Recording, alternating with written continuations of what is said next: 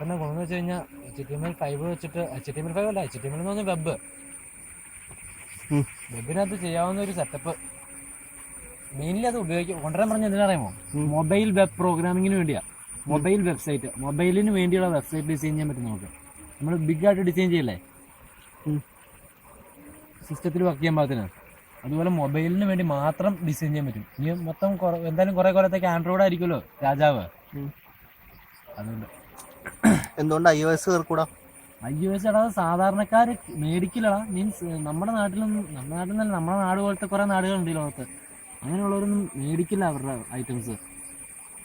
ഇവിടെ 15,000 രൂപയ്ക്ക് ആൻഡ്രോയിഡ് തരുന്ന ഫെസിലിറ്റി അവർ തരുന്നത് എല്ലാം 50,000 60,000 ഒക്കെ ആയിരിക്കും. ആപ്പിള് പുറകിലാന്നല്ല പറഞ്ഞത്, ആപ്പിളിൻ്റെ അത്രയും വരില്ല ടെക്നോളജി ലെവലിൽ. പക്ഷെ അത് അങ്ങ് കയറി പിടിക്കില്ല, ക്ലിക്കാവില്ല.